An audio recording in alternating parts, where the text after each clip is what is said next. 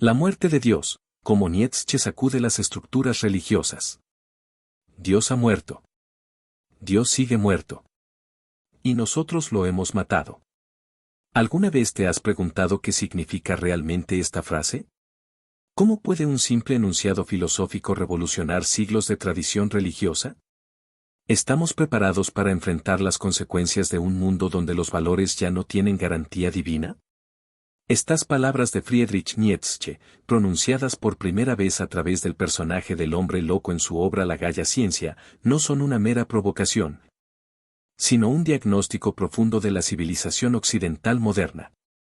Representan el punto culminante de un proceso histórico que comenzó con la Ilustración y que continúa reverberando en nuestra sociedad contemporánea. La muerte de Dios no es un evento teológico, sino cultural. No habla de la existencia o inexistencia de una deidad, sino de algo mucho más profundo, la pérdida de la base metafísica que sostenía todo nuestro sistema de valores. ¿Qué sucede cuando eliminamos el fundamento sobre el cual construimos nuestras nociones de bien y mal, de verdad y mentira? ¿Hacia dónde dirigimos nuestras vidas cuando el horizonte infinito ha desaparecido? En este viaje intelectual, exploraremos cómo Nietzsche no solo diagnosticó esta transformación cultural, sino que también anticipó sus consecuencias más profundas. Veremos por qué esta muerte no es simplemente el final de una era, sino el doloroso inicio de una nueva forma de entender la existencia humana. El anuncio de la muerte de Dios. ¿Quién es el loco que anuncia la muerte de Dios?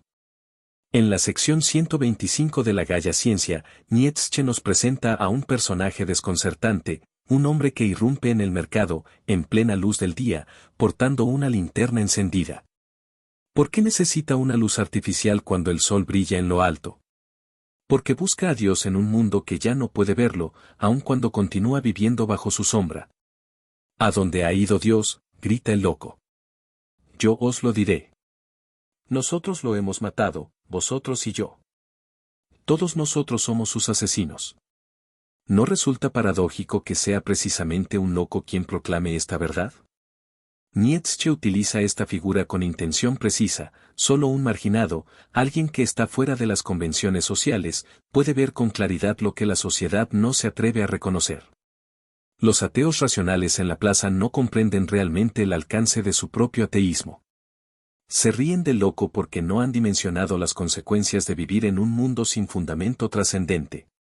¿Qué significa realmente que nosotros hemos matado a Dios?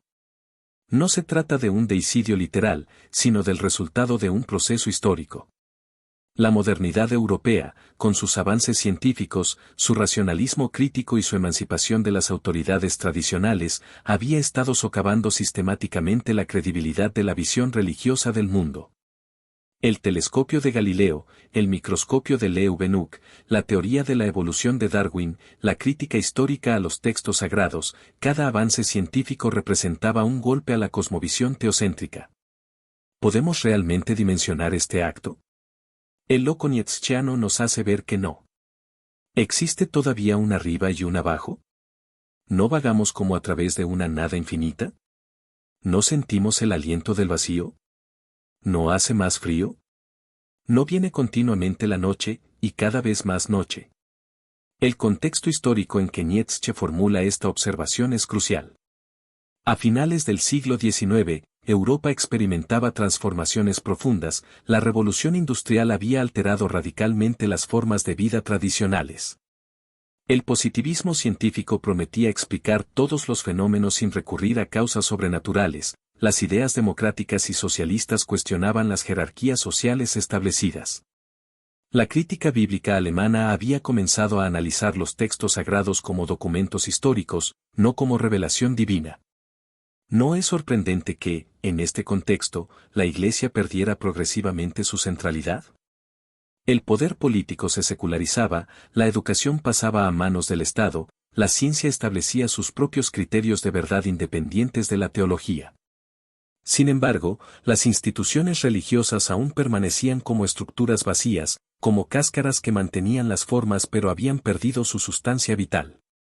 Para Nietzsche, este es el verdadero significado de la muerte de Dios.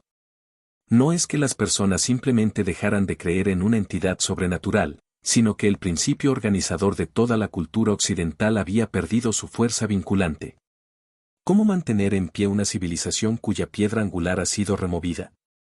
El filósofo insiste en que este acontecimiento es tan monumental que sus contemporáneos aún no pueden comprenderlo en toda su magnitud. Es como si la luz de una estrella extinguida siguiera llegando a nosotros mucho después de su muerte.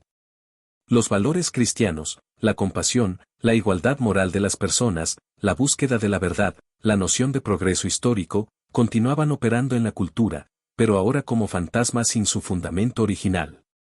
¿Qué sucede cuando la fuente de sentido desaparece pero la necesidad de sentido persiste? Esta es la pregunta central que Nietzsche plantea. La humanidad occidental se encuentra en una encrucijada, ni puede retornar genuinamente a la fe perdida, ni ha desarrollado nuevos valores que puedan sostenerse por sí mismos. Estamos suspendidos en el vacío, entre el pasado que ya no es viable y un futuro que aún no podemos imaginar. El anuncio de la muerte de Dios resuena como un eco en iglesias vacías. Las estructuras físicas permanecen, las ceremonias continúan, pero el núcleo vital que les daba significado se ha desvanecido. ¿No es esta la condición del hombre moderno? Habitar en formas que ya no contienen esencia, repetir rituales cuyo propósito original hemos olvidado. Este acontecimiento enorme está todavía en camino, todavía no ha llegado a los oídos de los hombres, dice el loco. El rayo y el trueno necesitan tiempo, la luz de los astros necesita tiempo, los actos necesitan tiempo, incluso después de realizados, para ser vistos y oídos. Las raíces de la crítica nietzscheana a la religión. ¿De dónde surge la crítica radical de Nietzsche a la religión? ¿Es simplemente un rechazo ateo más, o hay algo fundamentalmente diferente en su aproximación? Para comprender la originalidad del enfoque nietzscheano, debemos explorar su método genealógico. En lugar de preguntarse por la verdad o falsedad de las creencias religiosas, un enfoque típico de la crítica ilustrada, Nietzsche se cuestiona, ¿qué tipo de vida, qué tipo de voluntad creó estos valores? ¿Qué impulsos psicológicos se expresan a través de las doctrinas religiosas? En la genealogía de la moral, Nietzsche desarrolla su tesis más provocadora: el cristianismo nace de un sentimiento de resentimiento. ¿Cómo ocurrió esta transformación histórica? Según el filósofo, la moral judeocristiana representa una rebelión de esclavos contra los valores aristocráticos predominantes en la antigüedad. Los débiles, incapaces de expresar directamente su poder, transformaron su impotencia en virtud moral y condenaron la fuerza vital como pecado. ¿No es revelador que el cristianismo haya invertido la valoración natural de la vida? Lo que en la moral aristocrática era bueno, la fuerza, la salud, la afirmación de sí mismo, se convierte en malo; lo que era malo, la debilidad, la enfermedad, la abnegación, se transforma en bueno. Esta inversión representa para Nietzsche el triunfo de los valores reactivos sobre los afirmativos, del no sobre el sí. La crítica nietzscheana va más allá del cristianismo histórico para atacar sus raíces filosóficas en el platonismo. ¿No resulta significativo que Nietzsche denominara al cristianismo como platonismo para el pueblo? Ambos sistemas comparten una desvalorización del mundo sensible en favor de un mundo ideal. Para Platón, la realidad verdadera está en el mundo de las ideas; para el cristianismo, en el más allá. En ambos casos, la vida terrena es degradada a mera apariencia o lugar de prueba transitorio. Esta dualidad metafísica tiene consecuencias prácticas profundas. Si lo verdaderamente valioso está en otro mundo, entonces este mundo, con sus placeres, sus dolores, sus instintos naturales, pierde valor intrínseco. ¿No ha sido esta devaluación de la existencia terrenal el mayor golpe contra la vida misma? Nietzsche identifica en el sacerdote ascético la figura clave que institucionaliza este desprecio por la vida. ¿Qué es el sacerdote sino un médico que primero diagnostica la enfermedad, la culpa, el pecado, para luego ofrecer un remedio que perpetúa el mal? El ideal ascético convierte el sufrimiento vital en culpa moral, transforma la debilidad en mérito y convence al hombre de despreciar sus instintos naturales. ¿Cómo ha logrado el cristianismo imponerse durante tantos siglos? Nietzsche observa que su genialidad reside en haber convertido el sufrimiento, esa realidad inevitable de la existencia, en algo con sentido. El cristianismo no elimina el dolor, pero lo interpreta: sufres porque eres pecador, porque mereces castigo, porque este valle de lágrimas te prepara para una recompensa eterna. ¿No es precisamente esta donación de sentido lo que ha hecho al cristianismo tan poderoso frente a otras explicaciones del mundo? Sin embargo, el cristianismo contiene el germen de su propia destrucción.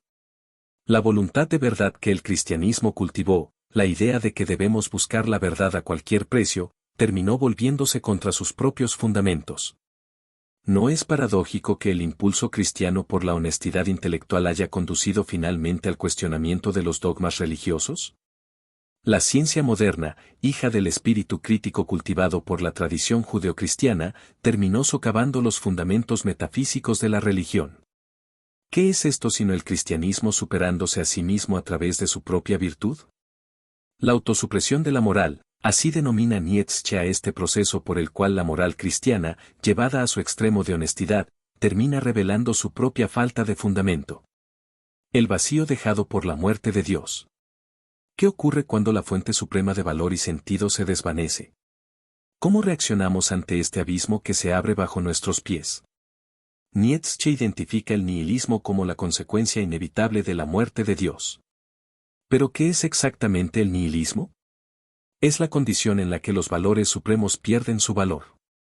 No se trata simplemente de la ausencia de creencias, sino de algo más profundo, la pérdida de la estructura misma que daba sentido a cualquier creencia. ¿Podemos realmente dimensionar lo que significa vivir en un mundo donde Dios ha muerto?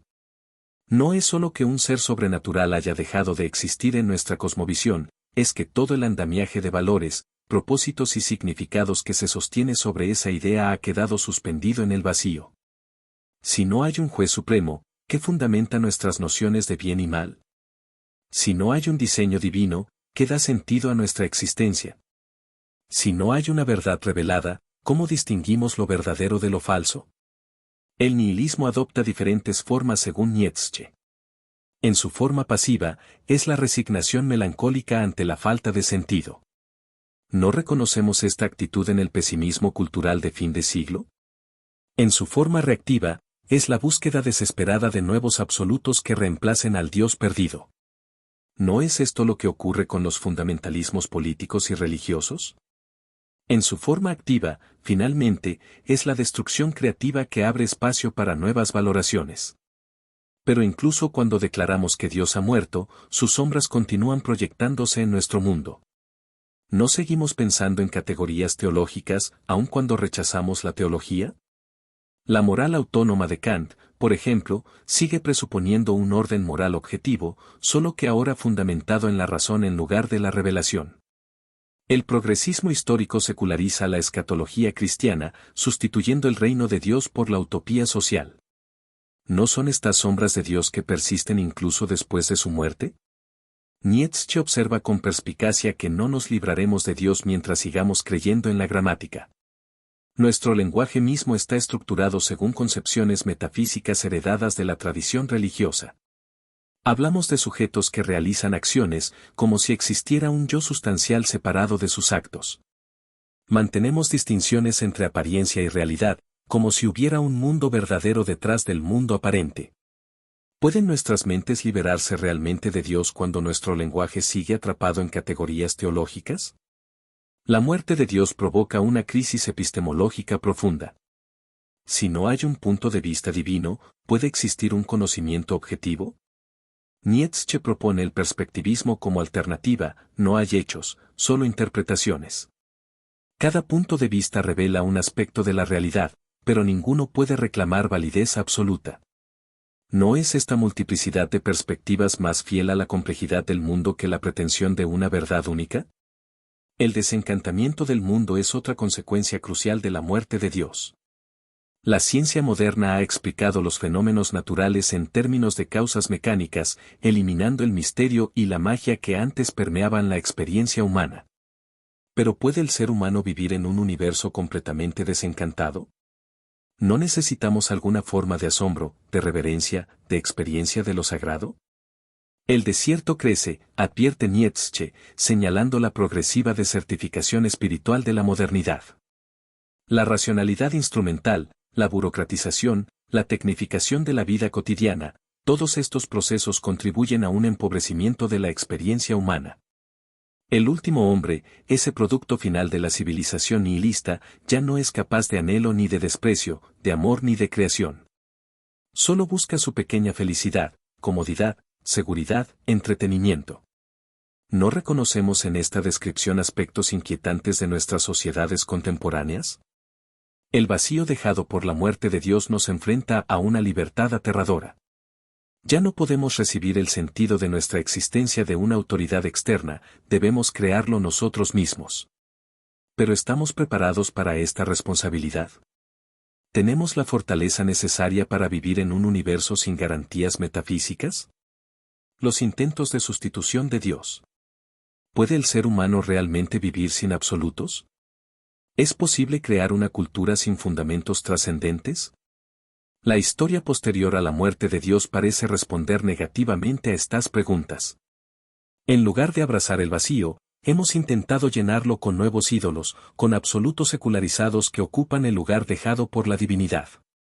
¿No resulta revelador que Nietzsche llamara al Estado el nuevo ídolo y el más frío de los monstruos fríos? El Estado moderno ha asumido muchas de las funciones anteriormente reservadas a la institución religiosa, da sentido de pertenencia, establece normas morales, exige sacrificios en nombre de un bien superior. Promete una forma de salvación colectiva. ¿No hay algo de religioso en el fervor nacionalista, en la devoción a los símbolos patrios, en los rituales cívicos que reemplazan a los religiosos? Pero el Estado no es el único sustituto de Dios en la modernidad. El mercado y el capitalismo se han convertido en sistemas totalizantes que estructuran nuestras vidas con una lógica propia que se presenta como inevitable y natural. ¿No ha adquirido el mercado atributos cuasi divinos, omnipresencia, invisibilidad, capacidad de recompensa y castigo? La mano invisible que regula la economía, ¿no es una versión secularizada de la providencia divina? La ciencia moderna también ha asumido muchas de las funciones anteriormente atribuidas a la religión. Ofrece explicaciones últimas sobre el origen del universo, la naturaleza humana, el sentido de la historia. La bata blanca del científico ha reemplazado a la sotana del sacerdote como símbolo de autoridad epistémica. ¿Pero no adopta a veces la ciencia un dogmatismo similar al que critica en las religiones?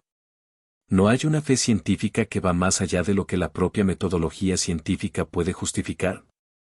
El culto al progreso tecnológico representa otra forma de teología secularizada. La tecnología promete redimir a la humanidad de sus limitaciones naturales, vencer la enfermedad, prolongar la vida, minimizar el sufrimiento. ¿No es esta promesa una versión secular de la salvación religiosa? ¿No expresa la misma negación de la finitud humana que Nietzsche criticaba en el cristianismo? Junto a estos nuevos ídolos institucionales, han surgido lo que podríamos llamar religiones seculares que satisfacen necesidades psicológicas similares a las que atendían las religiones tradicionales. El nacionalismo, por ejemplo, ofrece una comunidad de pertenencia, una narrativa histórica de elección o destino colectivo, rituales de comunión y una causa superior que da sentido al sacrificio individual. ¿No son estas las funciones sociales que antiguamente cumplía la religión organizada? Las ideologías políticas, tanto de izquierda como de derecha, a menudo funcionan como sistemas de salvación terrena. Ofrecen un diagnóstico del mal en el mundo, identifican a los culpables, proponen un camino de redención y prometen un futuro utópico. La estructura narrativa recuerda sorprendentemente a la escatología judeocristiana, solo que ahora la salvación ocurre en la historia, no fuera de ella. ¿No hay algo profundamente religioso en la fe revolucionaria, en la creencia en un fin de la historia, en la devoción a los líderes políticos carismáticos? El consumismo contemporáneo también puede interpretarse como una liturgia que ha reemplazado a los rituales religiosos tradicionales. Los centros comerciales son las nuevas catedrales, la publicidad, una forma de predicación, las marcas, símbolos de identidad y pertenencia. ¿No ofrece el consumo una forma de trascendencia a través de la experiencia estética, el placer sensorial, la promesa de transformación personal? ¿No hay algo de religioso en el culto a las celebridades, en la devoción a ciertos objetos de consumo, en la búsqueda de identidad a través de lo que poseemos? Lo paradójico de la secularización moderna es que, contrariamente a lo que predecían las teorías de la modernización, el desencantamiento del mundo no ha eliminado la necesidad humana de experiencias sagradas. En lugar de desaparecer, lo sagrado se ha transformado, encontrando nuevos canales de expresión. ¿No es significativo el auge de fundamentalismos religiosos precisamente en las sociedades más tecnológicamente avanzadas? ¿No revela esto una necesidad persistente de certezas absolutas, de experiencias de trascendencia, de comunidades de fe? La espiritualidad individualizada, ese creer sin pertenecer característico de muchas sociedades seculares, representa otra manifestación de la persistencia del impulso religioso. Las personas rechazan las instituciones religiosas tradicionales pero continúan buscando experiencias de trascendencia, prácticas contemplativas, respuestas a preguntas existenciales. ¿No indica esto que la necesidad de lo sagrado persiste incluso cuando sus formas tradicionales se han vuelto obsoletas? El arte moderno también ha asumido funciones anteriormente reservadas a la religión. Ofrece experiencias de sublimidad, de trascendencia de lo cotidiano, de conexión con algo que va más allá del individuo. Los conciertos, las exposiciones, los festivales, ¿no son estos los nuevos rituales comunitarios donde experimentamos algo similar a lo que nuestros antepasados sentían en los templos? Sin embargo, todas estas sustituciones modernas de lo divino revelan una insuficiencia fundamental. Ninguna parece capaz de proporcionar el nivel de sentido y orientación vital que ofrecía la cosmovisión religiosa tradicional. La razón instrumental puede explicar cómo funciona el mundo, pero no para qué existe. El hedonismo puede ofrecer placer momentáneo, pero no un propósito duradero. La política puede movilizar energías colectivas, pero no responde a las preguntas existenciales más profundas. ¿No es esta insuficiencia la que Nietzsche diagnosticó como el desierto que crece? Detrás de la abundancia material y la sofisticación tecnológica de la modernidad, ¿no se esconde una pobreza espiritual, una incapacidad para dar sentido al sufrimiento, una nostalgia del absoluto? El ser humano, ese animal aún no determinado, parece no poder vivir sin alguna forma de trascendencia, sin un horizonte de sentido que vaya más allá de la mera autoconservación.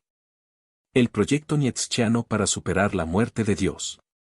Frente al nihilismo que sigue a la muerte de Dios, ¿qué alternativas propone Nietzsche? ¿Es posible crear nuevos valores que no sean simplemente versiones secularizadas de los viejos valores cristianos? ¿Puede el ser humano encontrar sentido en un mundo sin garantías metafísicas? La respuesta nietzscheana se articula en torno al proyecto de una transvaloración de todos los valores, Humbertum ayer verte. No se trata simplemente de invertir la moral cristiana, convirtiendo lo malo en bueno y viceversa, sino de crear una nueva forma de valoración que supere la dicotomía misma entre bien y mal. ¿No es este el sentido del famoso dictum nietzscheano más allá del bien y del mal? ¿En qué consistiría esta nueva valoración? Fundamentalmente, en la afirmación de la vida en lugar de su negación. Los valores cristianos, según Nietzsche, surgen del resentimiento hacia la vida, condenan la fuerza, la salud, los instintos naturales, los placeres terrenales. La transvaloración nietzscheana busca recuperar la inocencia del devenir, una afirmación de la existencia que no necesita justificación trascendente. ¿Cómo sería una moral basada en la afirmación de la vida? Valoraría la salud sobre la enfermedad, la fuerza sobre la debilidad, la creatividad sobre la obediencia, la autoafirmación sobre la abnegación. Pero, y esto es crucial, no se trataría de un simple vitalismo burdo o de un darwinismo social. La vida que Nietzsche quiere afirmar no es la mera supervivencia biológica, sino la vida como expansión de poder creativo, como autosuperación continua. Permanecer fieles a la tierra, esta es la exhortación nietzscheana contra la tendencia a buscar otro mundo que desvalorice este.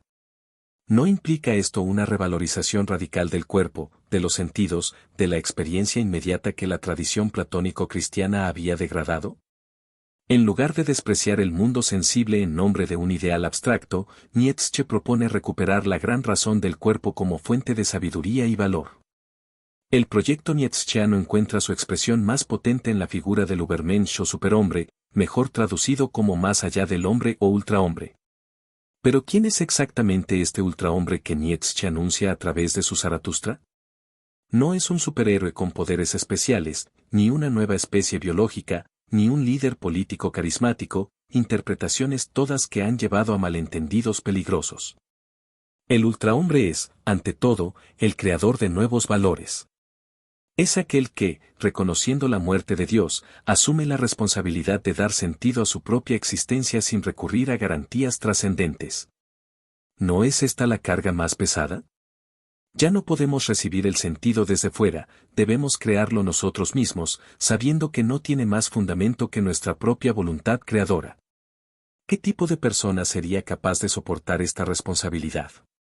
Una con suficiente fortaleza interior para afrontar el abismo del sinsentido sin recurrir a consuelos metafísicos, una capaz de transformar el nihilismo pasivo en activo, la negación en afirmación creativa.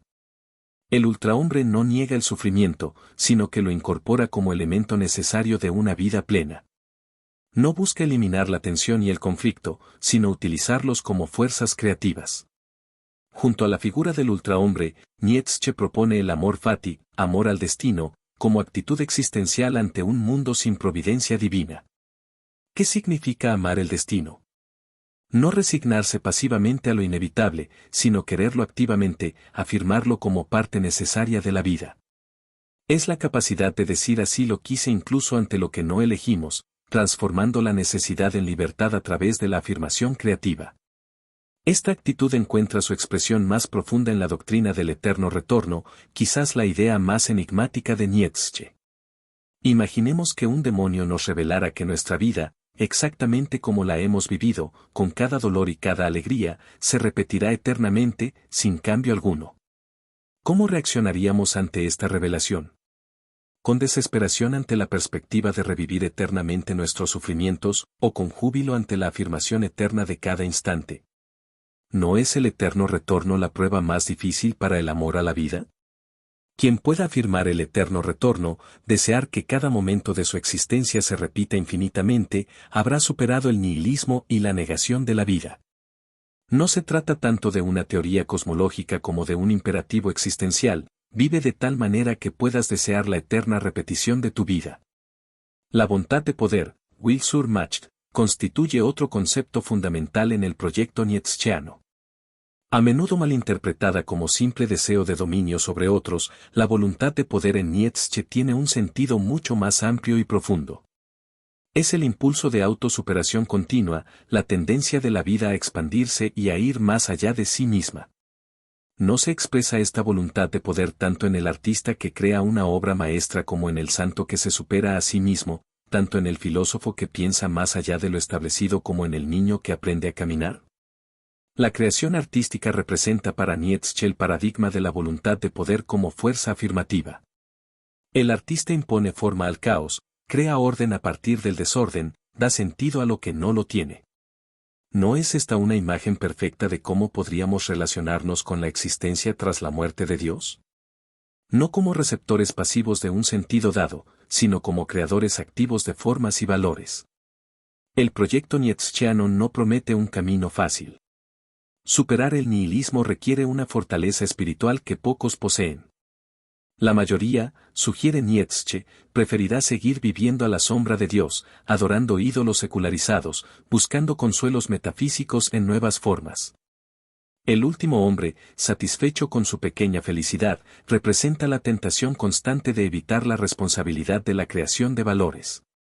¿Pero no es precisamente esta dificultad lo que hace valioso el proyecto? La grandeza humana, para Nietzsche, no consiste en la felicidad o el bienestar, sino en la capacidad de enfrentar el abismo del sinsentido y, aún así, afirmar la vida, crear valores, dar forma al caos. Lo que no me mata me hace más fuerte. Este famoso aforismo nietzscheano expresa la convicción de que las mayores pruebas, incluyendo la muerte de Dios, pueden convertirse en oportunidades para una existencia más auténtica y poderosa. El legado de Nietzsche en el mundo contemporáneo. ¿Cómo resuena el pensamiento de Nietzsche en nuestra época? ¿Qué relevancia tiene su diagnóstico de la muerte de Dios para las sociedades del siglo XXI? ¿De qué manera su crítica a la moral y a la metafísica occidentales ha configurado el panorama intelectual contemporáneo? La influencia de Nietzsche en la filosofía continental del siglo XX es difícil de sobreestimar. Martin Heidegger, aunque crítico con aspectos del pensamiento nietzscheano, desarrolló a partir de él una crítica radical a la metafísica occidental y una reflexión sobre el nihilismo como destino de Occidente. El existencialismo de Jean-Paul Sartre retomó la idea nietzscheana de que la existencia precede a la esencia. Estamos condenados a ser libres en un mundo sin esencias predefinidas ni valores trascendentes. Michel Foucault reconoció explícitamente su deuda con el método genealógico nietzscheano. Su análisis de las relaciones entre saber y poder, su crítica a las instituciones disciplinarias, su cuestionamiento de las pretensiones de objetividad científica. Todo esto puede verse como una aplicación y desarrollo de intuiciones nietzscheanas. ¿No es la arqueología del saber Foucaultiana una forma de preguntarse, como hacía Nietzsche, qué voluntad de poder se expresa a través de nuestras verdades? Gilles Deleuze ofreció una de las lecturas más influyentes y originales de Nietzsche, destacando el carácter afirmativo de su pensamiento frente a interpretaciones que lo reducían a un nihilismo destructivo. Para Deleuze, la voluntad de poder nietzscheana no es voluntad de dominio sino potencia creativa, diferenciación, devenir. ¿No es esta lectura la que mejor capta el espíritu dionisíaco que Nietzsche quería recuperar frente al racionalismo socrático? Jacques Derrida desarrolló su método deconstructivo en diálogo constante con Nietzsche. La deconstrucción puede entenderse como una radicalización de la crítica nietzscheana a la metafísica de la presencia.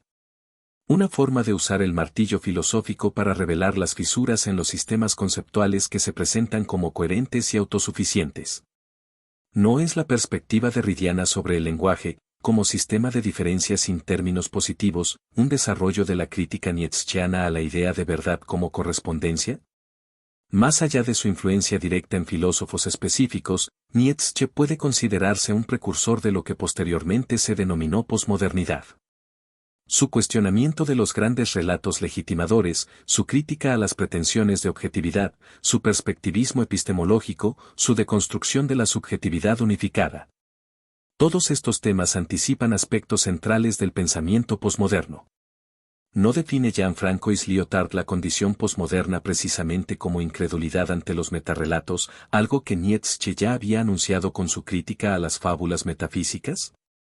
La incredulidad posmoderna ante las verdades universales puede verse como una consecuencia cultural de la muerte de Dios diagnosticada por Nietzsche. Si no hay un punto de vista divino, si toda perspectiva es inevitablemente parcial y situada, entonces la pretensión de conocimiento absoluto es insostenible. ¿No es este el núcleo del perspectivismo nietzscheano, ahora generalizado como sensibilidad cultural? En el ámbito religioso, el impacto de la crítica nietzscheana ha sido paradójico. Por un lado, ha contribuido a la secularización de la cultura occidental, socavando la credibilidad de los dogmas religiosos tradicionales. Por otro lado, ha estimulado intentos de repensar la fe religiosa en términos no metafísicos, reconociendo la validez de muchas de las críticas nietzscheanas.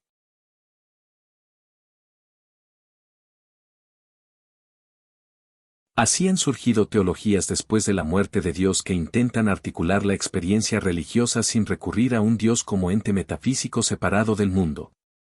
¿No es significativo que teólogos como Paul Tillich hablen de Dios no como un ser entre otros seres, sino como el fundamento del ser mismo? ¿O que Dietrich Bonhoeffer propusiera un cristianismo no religioso que no utiliza a Dios como solución a los problemas humanos? El cristianismo no metafísico que ha emergido en ciertos círculos teológicos intenta recuperar la dimensión ética y existencial del Evangelio sin las adherencias metafísicas que Nietzsche criticaba. Enfatiza la kenosis o autovaciamiento divino, la identificación de Dios con el sufrimiento humano, la liberación de los oprimidos como núcleo del mensaje cristiano. ¿No representa esto un intento de responder a la crítica nietzscheana sin abandonar la tradición cristiana? Paralelamente, han surgido formas de religiosidad postsecular que intentan recuperar el sentido de lo sagrado sin las estructuras dogmáticas de las religiones tradicionales. Espiritualidades híbridas, prácticas contemplativas desvinculadas de sistemas doctrinales, comunidades de fe no exclusivistas. ¿No reflejan estas nuevas formas religiosas un intento de responder a la crisis diagnosticada por Nietzsche? En la cultura contemporánea, los desafíos planteados por la muerte de Dios se manifiestan en múltiples ámbitos.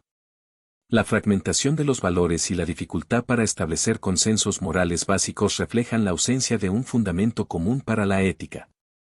En sociedades pluralistas, ¿sobre qué base podemos construir acuerdos morales cuando no compartimos una visión religiosa o metafísica del mundo? La cuestión del sentido se vuelve especialmente aguda en la era del nihilismo realizado. Si no hay un propósito trascendente para la existencia humana, ¿cómo construimos vidas significativas? ¿Cómo enfrentamos el sufrimiento, la finitud, la muerte, sin los consuelos metafísicos que ofrecían las religiones tradicionales? El aumento en las tasas de depresión, ansiedad y suicidio en sociedades materialmente prósperas no sugiere que el bienestar material es insuficiente para una vida con sentido. El resurgimiento de fundamentalismos religiosos puede interpretarse como una reacción al vacío dejado por la muerte de Dios. Ante la incertidumbre y complejidad del mundo contemporáneo, las certezas absolutas ofrecidas por interpretaciones literalistas de las tradiciones religiosas resultan atractivas para muchos. ¿No representa esto precisamente lo que Nietzsche temía, que la incapacidad para enfrentar el nihilismo llevara a un retorno reactivo a formas dogmáticas de fe? Sin embargo, también existen intentos de desarrollar éticas afirmativas en línea con la propuesta nietzscheana. Enfoques que valoran la pluralidad de perspectivas sin caer en un relativismo paralizante, que reconocen la contingencia de nuestros valores sin abandonar la responsabilidad de crearlos y defenderlos. ¿No es este el desafío central que Nietzsche nos plantea? ¿Cómo vivir significativamente en un mundo sin garantías metafísicas? La bioética contemporánea enfrenta cuestiones que Nietzsche anticipó con su crítica a los valores tradicionales y su llamado a una transvaloración. ¿Qué significa vida digna en una era de posibilidades biotecnológicas sin precedentes? ¿Cómo valoramos el mejoramiento humano, la extensión de la vida, la modificación genética, sin recurrir a conceptos esencialistas sobre la naturaleza humana? Estos debates bioéticos son, en cierto sentido, continuaciones de la discusión nietzscheana sobre los valores y su fundamento. El arte contemporáneo, en su cuestionamiento radical de las convenciones y su exploración de nuevas formas de experiencia estética, puede verse como heredero del espíritu dionisíaco que Nietzsche quería recuperar. Su valoración del arte como actividad metafísica por excelencia, como modo de dar forma al caos sin pretender representar una verdad trascendente, resuena en muchas prácticas artísticas actuales. ¿No es el arte, en este sentido, un espacio privilegiado para explorar posibilidades de sentido más allá de las garantías metafísicas? La muerte de Dios, ese acontecimiento enorme anunciado por Nietzsche, no fue un simple episodio en la historia de las ideas religiosas. Fue, y sigue siendo, un terremoto cultural que ha reconfigurado el paisaje completo de la civilización occidental. Sus réplicas continúan sacudiendo nuestras instituciones, nuestros valores, nuestras concepciones del conocimiento y la verdad, nuestra comprensión de lo que significa ser humano. ¿No resulta extraordinario que, más de un siglo después de que Nietzsche escribiera sus obras fundamentales, sigamos debatiendo las consecuencias de este diagnóstico? La muerte de Dios no ha sido superada, en cierto sentido, apenas comenzamos a comprender su alcance. Las sombras de Dios siguen proyectándose sobre nuestro mundo, revelando cuán profundamente arraigadas están las estructuras metafísicas en nuestra cultura. Vivimos en un mundo de sustitutos secularizados de lo divino. Hemos creado nuevos ídolos, el Estado, el mercado, la tecnología, la ciencia, que ocupan el lugar vacante dejado por Dios, pero que no logran proporcionar el nivel de sentido y orientación vital que ofrecía la cosmovisión religiosa tradicional. ¿No es esta la condición paradójica de la modernidad tardía, haber superado la fe religiosa pero seguir necesitando formas de trascendencia? El desafío nietzscheano permanece vigente: ¿cómo crear valores que afirmen la vida sin recurrir a garantías metafísicas? ¿Cómo transformar el nihilismo pasivo, esa melancolía ante la falta de sentido, en nihilismo activo, la destrucción creativa que abre espacio para nuevas valoraciones? ¿Cómo vivir significativamente en un universo sin propósito inherente? Quizás la verdadera relevancia de Nietzsche para nuestro tiempo no está en sus respuestas específicas, el ultrahombre, la voluntad de poder, el eterno retorno, sino en la radicalidad de sus preguntas. Nos obliga a enfrentar las consecuencias últimas de la crisis de fundamentos que caracteriza a la modernidad tardía. Nos desafía a pensar más allá de las soluciones fáciles, de los consuelos metafísicos, de las nuevas formas de dogmatismo que intentan llenar el vacío dejado por la muerte de Dios. ¿No es precisamente esta honestidad radical lo que necesitamos en una época de simplificaciones ideológicas, de polarización del discurso público, de nuevos absolutismos seculares y religiosos? El patos de la distancia nietzscheano, esa capacidad para ver más allá de las certezas de la propia época, resulta especialmente valioso en un momento histórico caracterizado por la inmediatez, la superficialidad. La reacción emocional sin reflexión. La muerte de Dios puede interpretarse, así, no como el final de una era, sino como el doloroso inicio de una nueva posibilidad humana.